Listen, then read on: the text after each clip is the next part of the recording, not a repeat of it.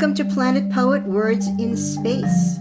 I'm your host, Sharon Israel, and my guest today, returning to the show, is the award-winning poet Ricardo Alberto Maldonado, the Academy of American Poets president and executive director. Pamela Monche Pierce, Planet Poets Poet at Large, also joins us later in the program. Hi, Ricardo. Hi, Sharon. Hi, listeners. Thank you so much for being here. I'm going to read your bio. Ricardo Alberto Maldonado was born and raised in Puerto Rico. A graduate of Tufts and Columbia University's School of the Arts, he is the author of The Life Assignment, Four-Way Books 2020, a finalist for the Poetry Society of America's Norma Farber First Book Award, one of Rem Ezella's best books by Latina or Latin American authors, and silver medalist for the Juan Felipe Herrera Best Poetry Book Award. He is also the translator of Dina Piera di Donato's Collaterales Collateral National Poetry Series Akashic Books 2013 and co-editor of Puerto Rico en Mi Corazón Anomalous Press 2019, a bilingual anthology that raised funds for grassroots recovery efforts in Puerto Rico after Hurricane Maria. Maldonado is the Academy of American Poets president and executive director. Previously, he served as the co-director of the 92nd Street Y's Unterberg Poetry Center in New York City. He is the recipient of fellowships from the New York Foundation for the Arts, CantoMundo, Queer Art Mentorship, and the T.S. Eliot and Hawthornden Foundations.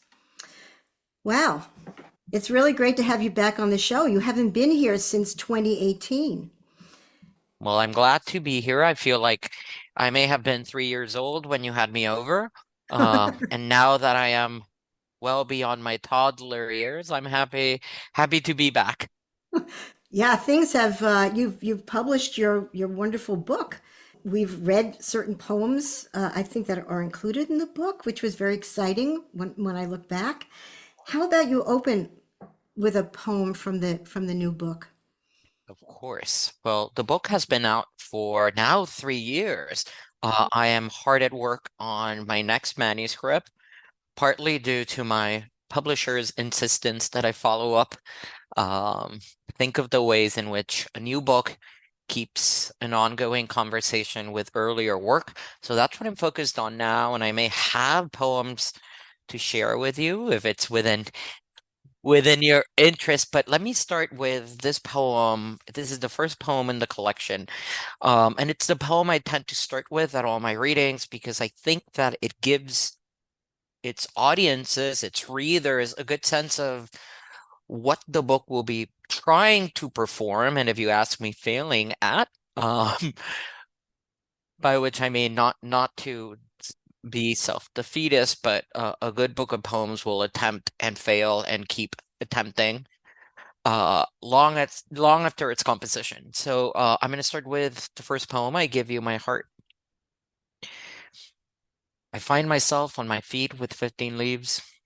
Everything carries its own light on the walls. I woke up to slaughter, my heart opening to cemeteries of moon, to parasites, to drizzle, the mud crowning the undergrowth with immense sadness.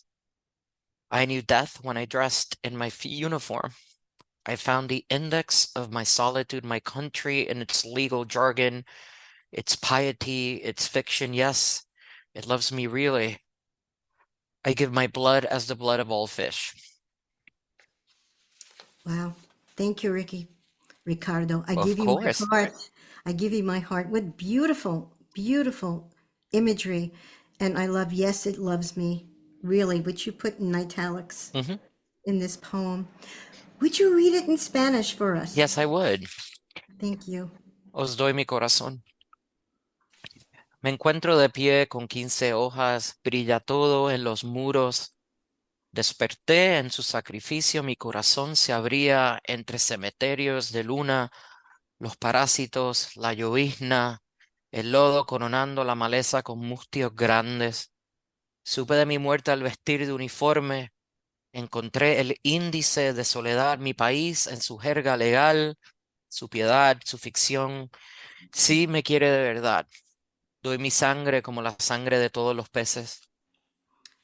It's so rhythmically beautiful, and you manage in your own translation to have that the special rhythm of the English reflected, I I'm glad think, in I, Spanish. I'm glad to hear that because generally when I sit down to write, I think mostly about the internal rhythm I experience when I'm putting the words together. I'm not generally the kind of poet who goes into a poem with a set metrical requirement. I go in with something vague in mind, and then I try taking words and putting them together and trying to understand whether or not they are reflective of some inner singing, inward singing. And if the poem doesn't sound right, if it doesn't write, it doesn't feel right, therefore it's not conducing the kind of energy that I feel like a poem should. And I would say that's rather personal and perhaps arbitrary, but it's a measure I like to stick to. What is the kind of singing that I can live with in each poem? I love that, the inner singing. And it's really all about that.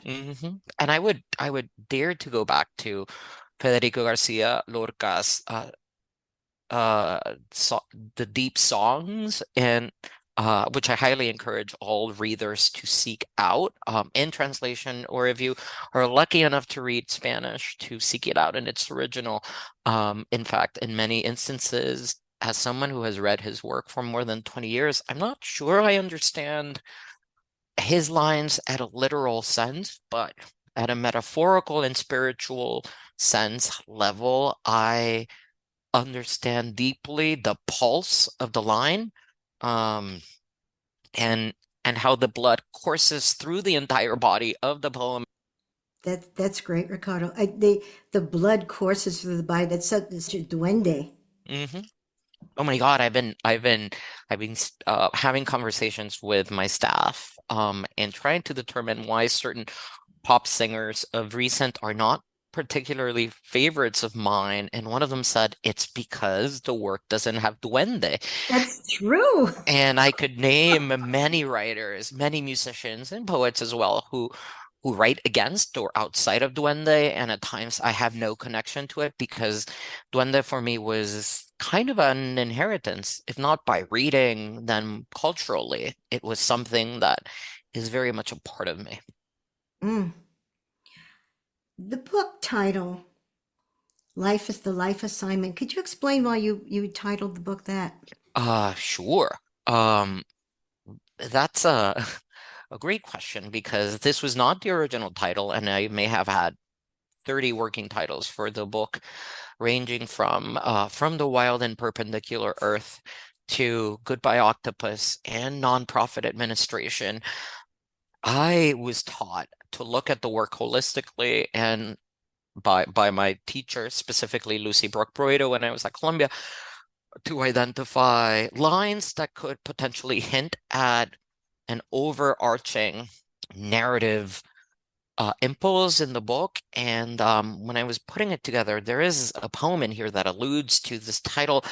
And the more I made progress in its writing, the more I realized that the book needed something beyond itself. Um, the title felt like an invitation. And in fact, when I was partly done with the penultimate draft, I shared it with poets whom I trust and admire.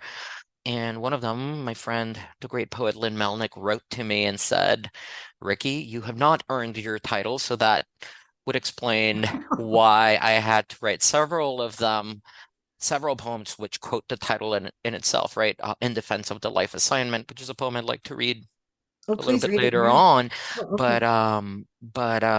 I felt like generally as a gay Puerto Rican poet who lives in New York City, I am constantly made to think with or against or in parallel or even sing against what I have been given, and what I've committed myself to, whether that means uh my life, a vision of the world, for the world, a sense of what I owe my friends and family members and loved ones. And so the more I thought about the title, the more it made sense.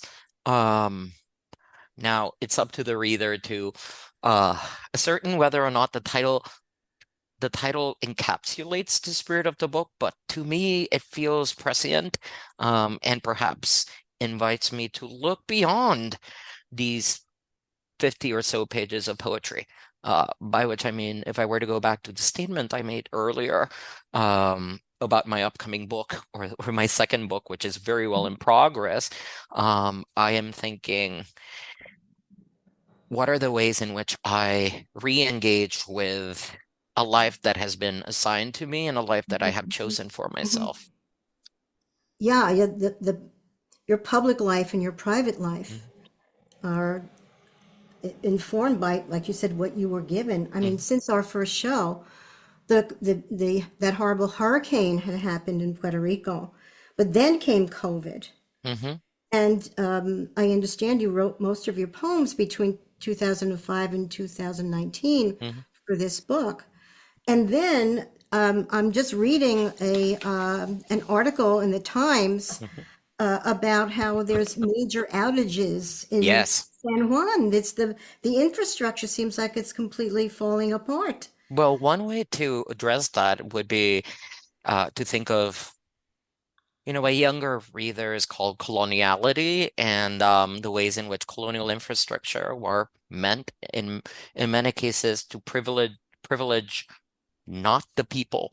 Obviously, Hurricane Maria had a devastating effect on the island, but it had such a devastating effect because uh, politics and the real colonial reality on the island made it so that a hurricane would be able to come in and completely destroy its power grid. Mhm, Um, we're not talking about uh, the the hurricane as an initiating force, but rather, an instance in which every plot element had been in place, and therefore was sadly prime for this kind of destruction. And whether or not there have been advancements in technology to bring back the power grid, which in my opinion there haven't, and that's also coupled with the privatization of the power grid, it's too frail. And it has been frail since Maria and before. Because the infrastructure is not there, because there are no funds for infrastructure. And that's tied to several other tangential or not tangential reasons, having to do with not having any power. And the word here is, it's a little sort of like, it makes me chuckle when I say Puerto Rico has had no power, because literally when the right, power is out, there's right. no electricity, but Puerto Rico hasn't had its own sense of like self-governing power since the 1500s, or I would say 1493, right? Um, it has Right. been a colony as long Mhm. as long as that, and perhaps it may be the world's oldest colony. So, Mm. power is something that we create in our art, and that we constantly seed in conversations, and when we speak to our loved ones, we are constantly empowering ourselves, while at the same time living in a colony that's stripped of its own power. Mm. Would you read another poem for us, Ricardo? Yeah, so I'm going to read in defense of the life assignment. And I would rather just read this in English because it feels long enough for my tongue to, sometimes my tongue, there is, it's not like I'm of two minds. I grew up speaking both languages, reading both languages, understanding both. And there's a large percentage of the population in Puerto Rico like me. Others are not, but that again goes back to access, right? But I have noticed that the poem in English and the poem in Spanish make different demands on me, biological, because the tongue needs to perform differently, but also metaphysical demands. And so this is one I just like to read in English, if that's fine. Um, in defense of the life assignment. I started at the surface, feeling about my face the law jawbone my mother had given me as weapon against austerity. 2 decades before my father had died, I was desperate under summer's isosceles. A fragile machine descended with a yellowing haze on the city. Whom had I been then but the sediment inside that thing I named Ricardo Alberto? Blessed is he, blessed in the reddening of medical pins, blessed under fluorine yolks. I venerated my mother at Centro Medico, her prayer cards at midnight, the saffron of her blood tearing as it coursed, a thick mass on concrete inside coral. Mother, today it snows in another city besieged by comet tails. You breathed that day the sharp instrument of men on your heart. Waited, they waited. I remember the wings of your lungs. It was midnight when I went in search of angels in the shoes of the sick near the gates of heaven. On the seventh day, we all take repose in the kingdom of the sick. Blessed are they, blessed the cold comfort of a wind rushing over teeth. Blessed the long corridors of heaven, blessed the gelatin in refrigerators, the instant coffee, blessed our sentence of silver, of flowers, blessed may they be blessed. That's So let me give you a little background beautiful. on I'm struck dumb. I'm struck dumb, which is unusual for me. this is a poem that I wrote. Um, my mother had a heart surgery, and I was living in the city, so I had to fly back to Puerto Rico. And my former boss, former co-director, then his response was, "Yes, go as long as you need. If you need to check in, check in." But anyway, I was with my mom, and I was at Centro Médico, which is uh, uh, a public hospital. And its cardiac unit is one of the most celebrated cardiac units in the Caribbean and in the US. And my mother was there. And this is a poem that was set, part of it, the night before surgery. And I remember her bringing out her prayer cards, which felt then different to me to see such intimate faith before such an momentous occasion. And not that I was taking notes, but the mind keeps a record of times when it's pierced by sentiment or by something that seems to exceed exude meaning. And that's really what that night felt like. And I remembered having been at the VA when my father died when I was 18. So I was trying to really bridge these puncturing moments in life. Thankfully, my mother's fine. And it's Goodness. been quite a lot of time, quite a lot of years since her surgery. And her heart is still ticking, thankfully.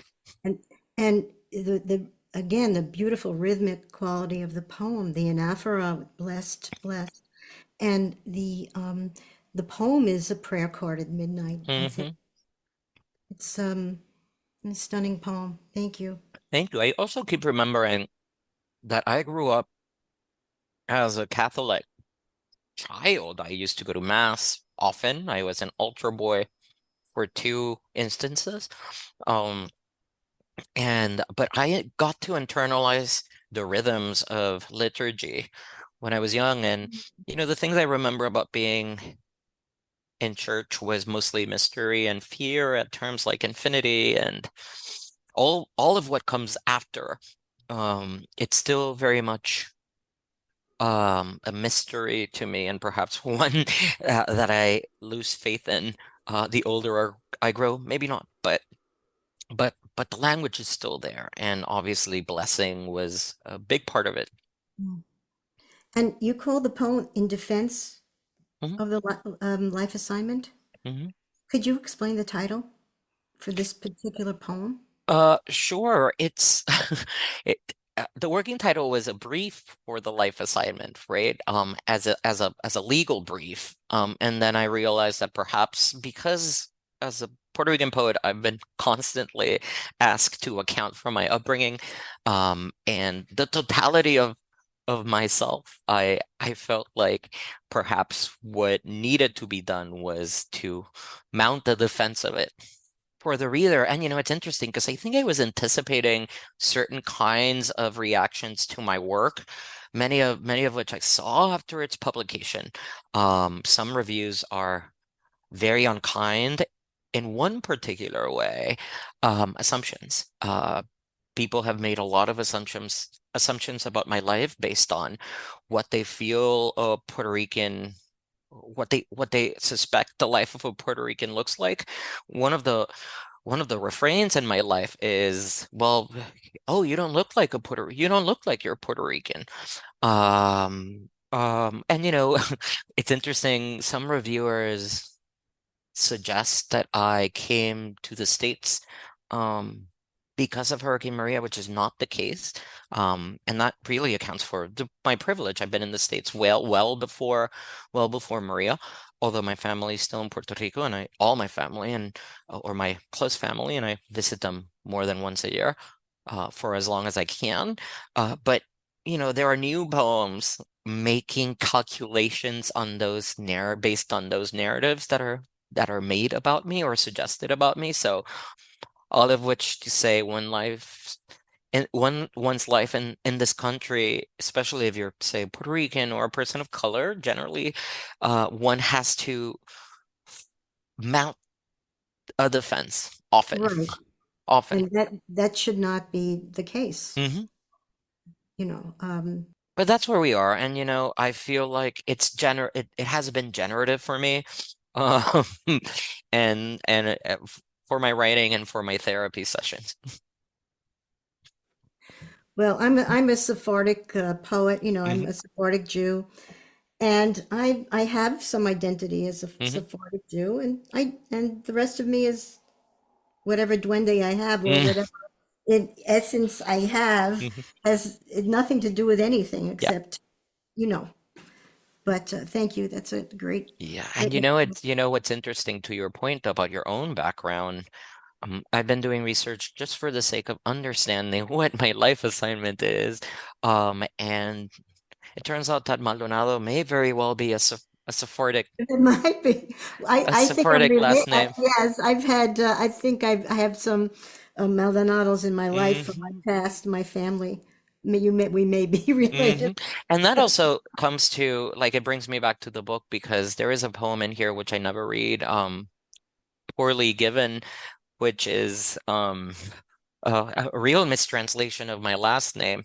Um, one could translate it as ill-favored or poorly given or Hmm. some Mhm. some other way. But this was a way for me to generate work while keeping in mind all the things that are around me, including my name. You have. Can you read the poem? Oh my God, I have never read this, but let's give it a try. Okay. Um, I did write this poem as part of a year-long mentorship program through Queer Arts Mentorship with the great poet Stacy Simasik, who was the executive director of the Poetry Project. And we met once a month or maybe once every 2 weeks to talk about what it meant to create art while also stewarding or being a shepherd of the arts as an administrator. But let me see how this goes, because this is something I've never done. Uh, Okay. Poorly given. We drink milk with minor courage born of poverty.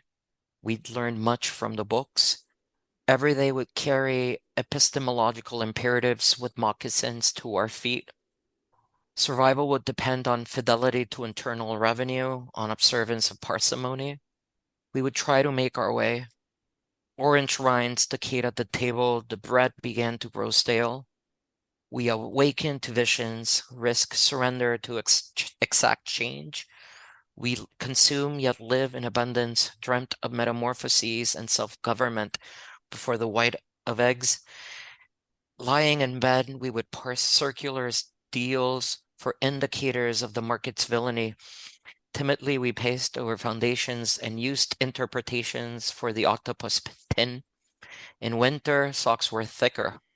Water at arm's length we washed, underarms wash feet with the fury of lapsed prudery. A right hand probed the left with uncoordinated feel for its surface. In the bath we would pilfer the toothpaste. We began to be simple again, yet cease to be surprised by anything we would produce.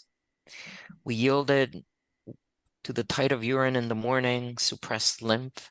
The concentrate would trickle down to residue.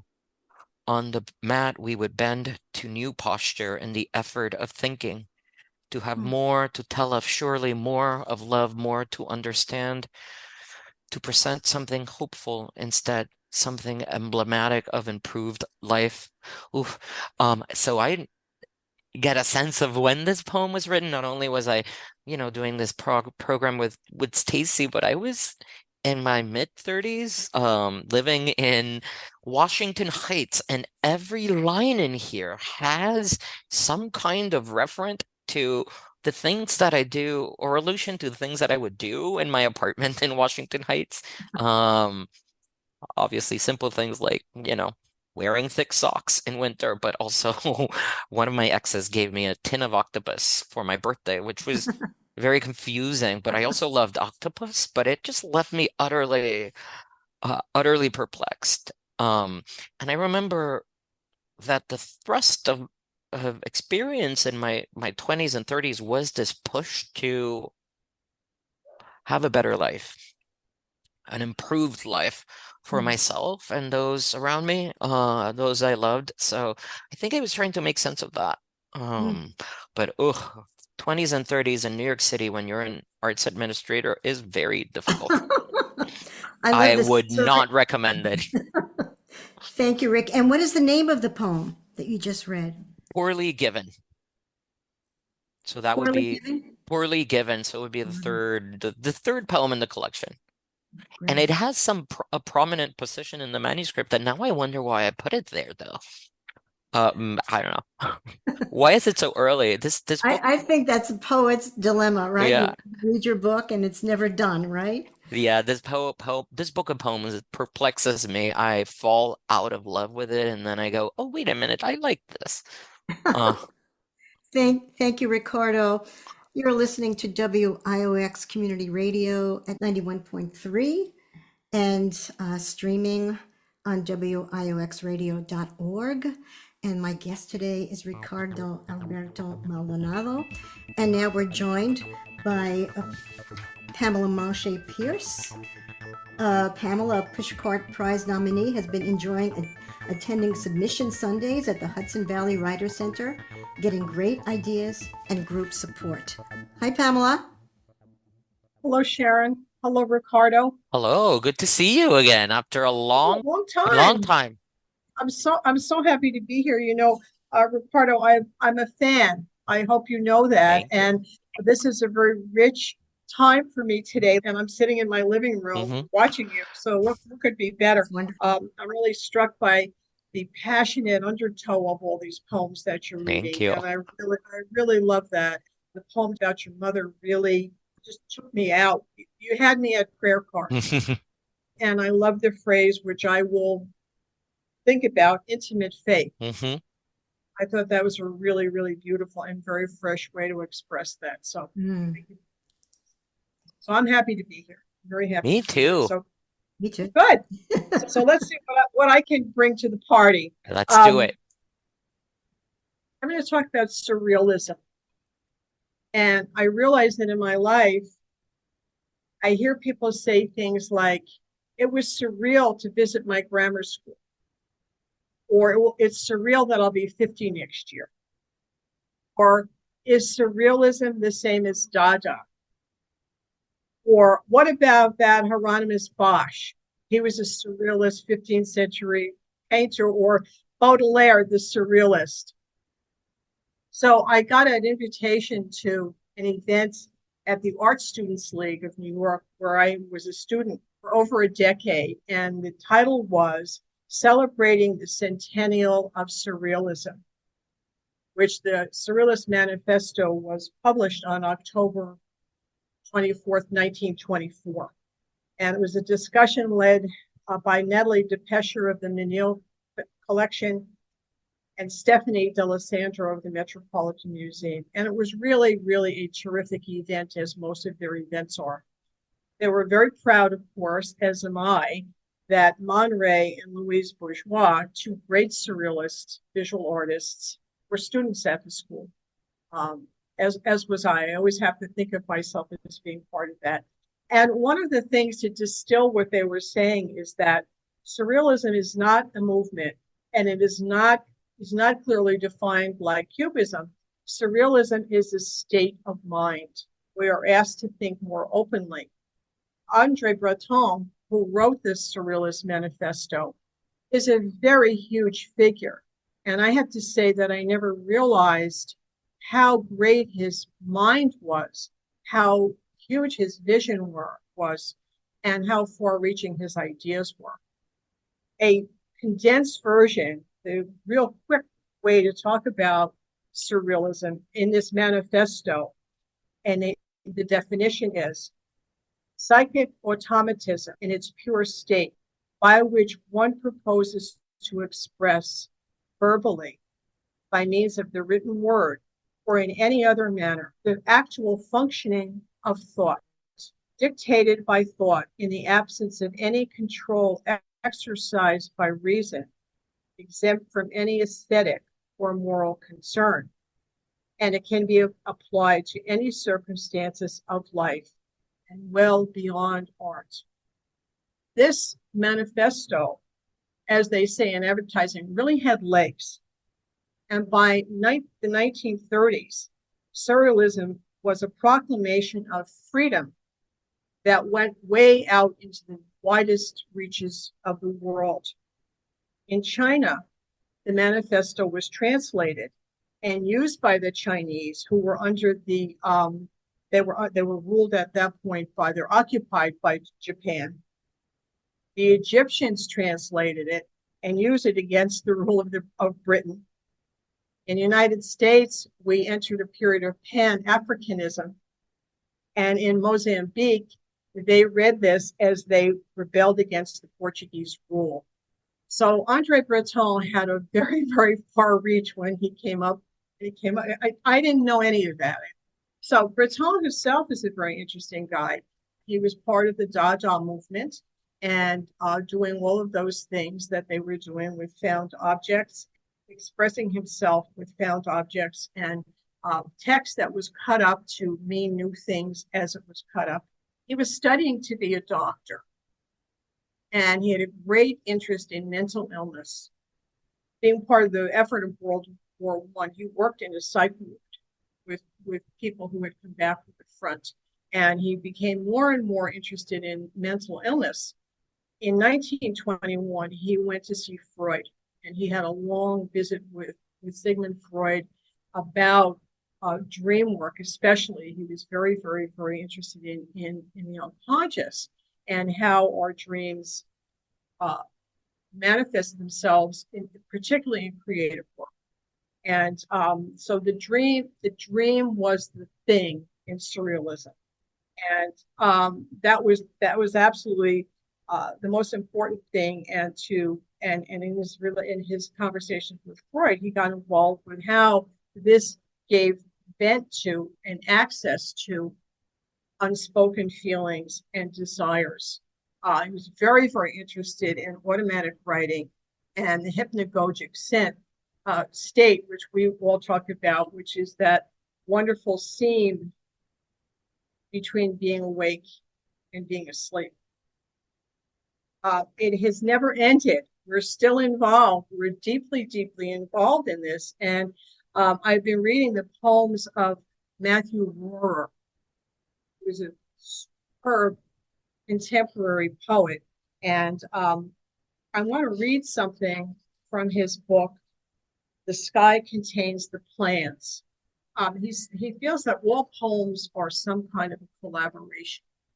And this is one of the things that he says in his afterword.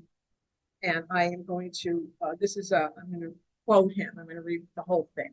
The poems in The Sky Contains the Plants are collaborations with the voices I heard on the brink of dreaming. I took their strangeness, or sometimes their mundaneness, and took the energy of that and used it to shape these poems. I let my voice entwine with these voices, and I let these voices show me where the poem was going. For this book, I understand that he trained himself with a notebook to write down what was happening as he was falling asleep. I think it's a feat to just, I mean, when it's time for me to go to sleep, I just want to go to sleep. So I think that this is really real dedication to one's art to do this. And I'm going to read you an excerpt from one of the poems in the book. Did you eat your blossoms on time? I called out to all the diners in a restaurant made entirely of blossoms, singing beautiful little snatches of songs as I floated past. And when I awoke, you were entangled in me, still asleep. The lonely sound of that night bent its strings to my ears. In some cultures, this is a form of meditation. And then I have to stop because I can't read the whole poem. That's great. So he's doing these experiments and writing these, to me, extremely beautiful poems. Really. I was struck by in the manifesto, he talks about thought. And thought doesn't seem the right word to me. It's something else other than thought, but what can I say? Well, we But can. Shall we say intuition? Yeah. I would replace that. But I think it also helped him as people embraced this manifesto to me in unexpected ways. I mean, thinking of people in Mozambique who are using this to help them overthrow the Portuguese government. I think that thought would really be helpful there, especially to people who are more pragmatic thinkers. That's true. That's true. Yeah, and the use of manifesto, right? The life of a manifesto is very interesting to me because generally you start as a poet working with your intuition and what has been assigned and what you discovered. And to make that into a cri de coeur is very interesting, right? How you would take the time to manifest, and articulate what your project is all about, but also as a politics is fascinating. I will never, I think, write towards a manifesto because it's my general frustration with political thought. I prefer having the flexibility to question and challenge on my own terms. But I do have to say, I have grew up as a poet reading a manifestos of the avant-garde, and surrealism was one of the most interesting writing strategies. And but among other things that struck me as potentially transformative for my own work. And it still is. I mean, that's the point. I mean, I'm using it all the time. Sharon, I know, is using it. You are, Matthew, Aurora, everybody. We're still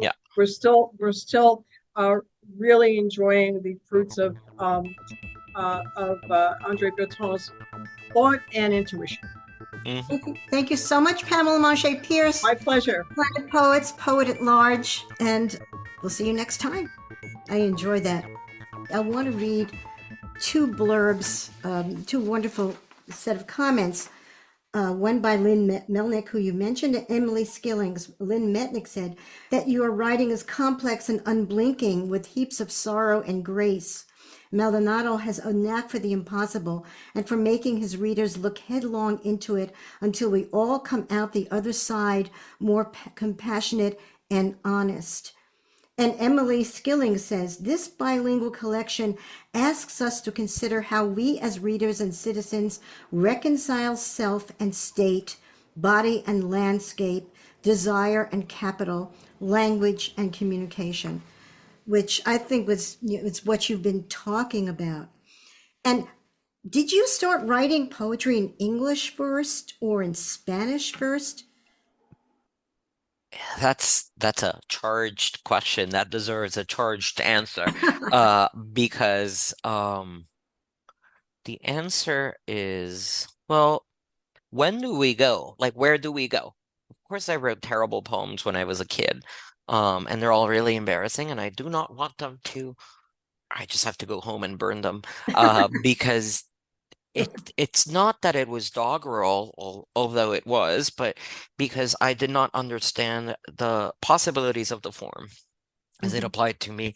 But I like to, if I'm talking of my life as a trajectory, as a plot, I think it's fair to say that my very first serious attempt at poetry, and by that I mean I was aware of what I was trying to do, was written after the death of my father, after reading to an athlete dying young, thanks to my high school English teacher, the great Father Francis Golden, may he rest in peace. Um, and it was in English, and then I knew that I felt like I wanted to be a doctor, but I also wanted to be a poet, so I went to college and I studied with Deborah Diggs, and Really? Mm. whose work I still love, and whom I miss very much Oh, so. yeah.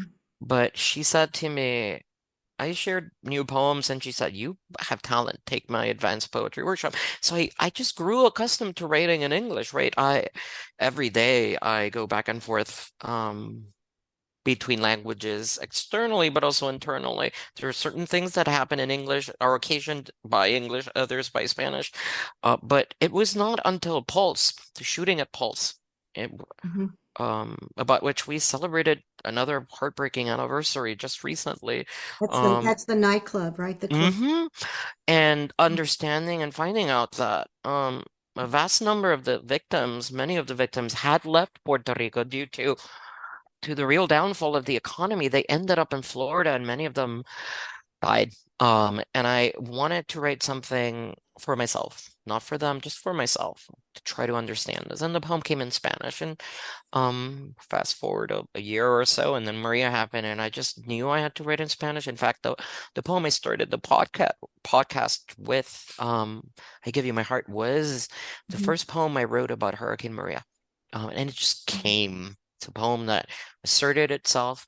Some would say that the muse visited, but perhaps it's fair to say that I was pleading to the muse. Yeah. Um, and as when we're young and when we're trying to learn and when we want to write, what I tell usually like young readers and writers is, you have to spend time finding your form.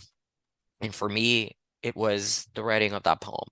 The Pulse poem was essential too, but it was the poem I wrote. I think the Pulse poem was the one that gave me my form, but I really came to terms with it, with Maria. Mhm. And Maria is all over this book, of course, in pretty overt ways, and then in other ways that are just legible to me or someone who knows me pretty well. Thank you, Ricardo.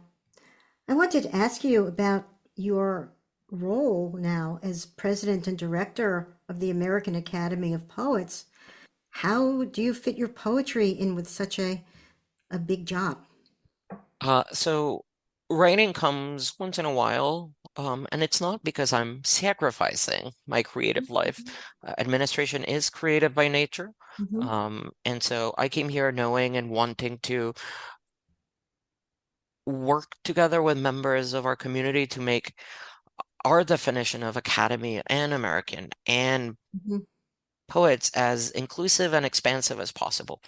Um, it's interesting to me that, and Pamela is a great example, we don't only read within these borders. We all read at times ravenously in translation and sometimes not in translation. And I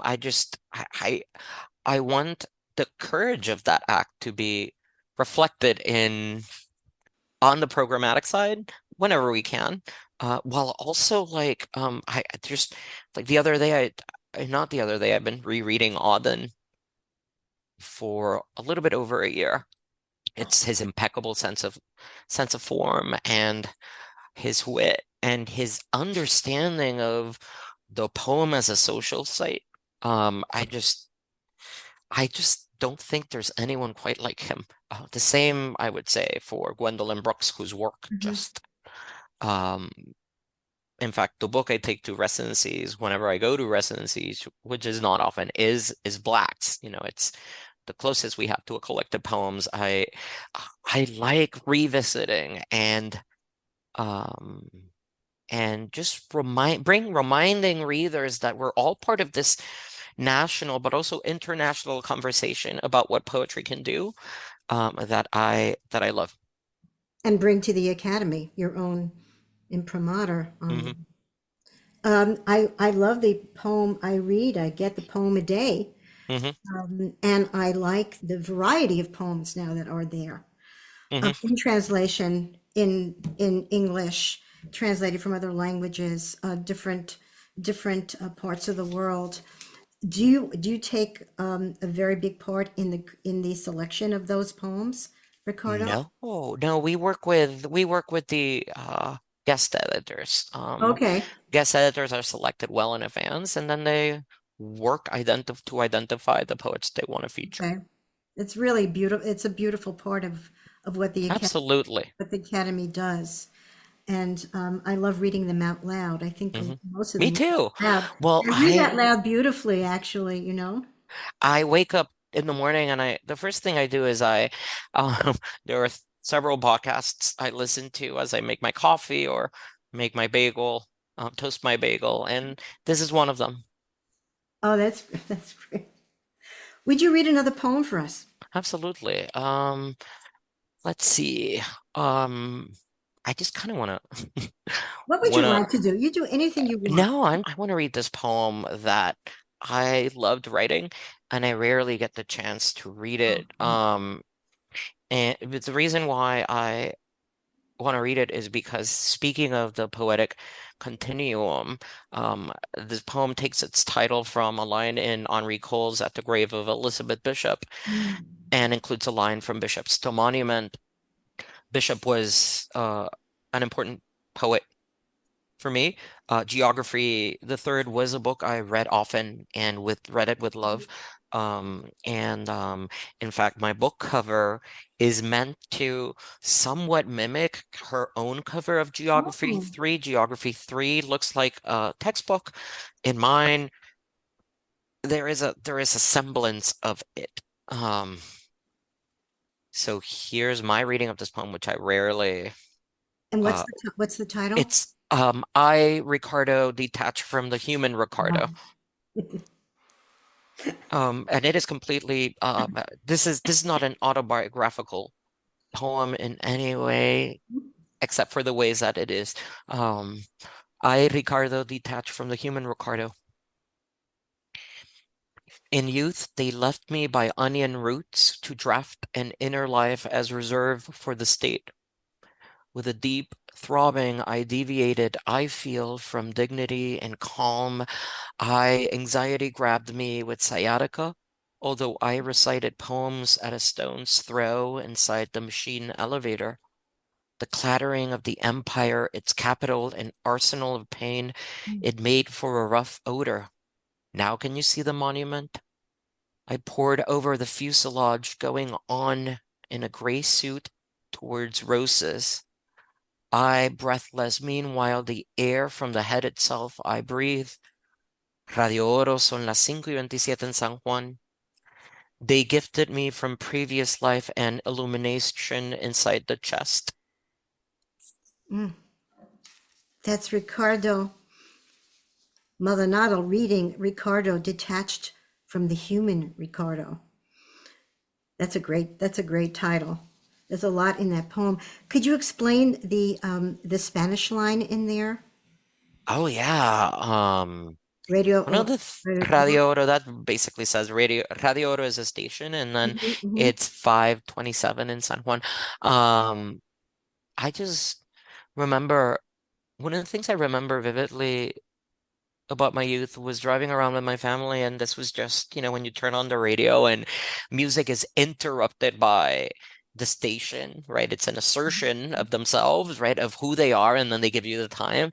And I just, I really want to mimic all those things that I listened to as a kid. In fact, some of the new poems I'm working on quote outright ballads I heard when I was young. And many of them are ballads that were from Latin American singers or Puerto Rican singers. So it's niche in a way, and I love that because some people will not understand, and that's fine. This is not for them, although the gesture is there and it may be legible, but it's for me. And in recognition of what a poem can be porous to or made porous to. And in this case, I just remember driving around and hearing the announcer saying, Radio Oro, son las 5:27 en San Juan, right? And I could just pick whatever time. The number 5, also, by the way, 5 p.m. or 5 a.m. is somewhat present in my book because the night before, well, the night of Maria, I remember waking up at 5 a.m. or throughout the night because my family was there, and I was texting with them, I guess all night. I couldn't really sleep, but I did sleep. And I woke up at 5 a.m. and I kept texting them and they weren't answering back. And the reason is because the grid and all cell phone towers were utterly destroyed. So there was no. Wow. I like the way you say, anxiety grabbed me with sciatica, and then you go towards the joyous.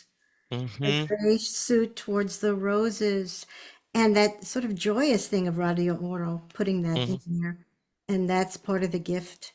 It's a beautiful poem. Thank you, Ricardo. We could go on and on about what you're doing. You have to come back. Please, please come for another show. I will. You have the Puerto Rican Literature Project. Uh-huh. You have so many things that you're doing that we really what's coming up for you, if you want to tell us about some events you'd like us to know about before we Hmm. close. What's coming on for me? Mhm. Rest, I hope, now that summer is here. Time Good, good. time to think as a poet. I'll be at the academy and trying to figure out ways to keep building on the work that preceded me. I feel very lucky to be here at the academy, and it's because the academy has been a community for so many years. And if I can give Jen Benka, a shout out, our former executive director, whom I long admired, and I'm here because in many ways she built it for me, people like me, and so many communities of so many uses. Right. It's called the Academy of American Poets. It could be the community of American poets, Hmm. you know. But Ricardo, thank you for such a beautiful show and for sharing your poetry and your thoughts about poetry Thank you so much. and your passion for poetry. Thank you.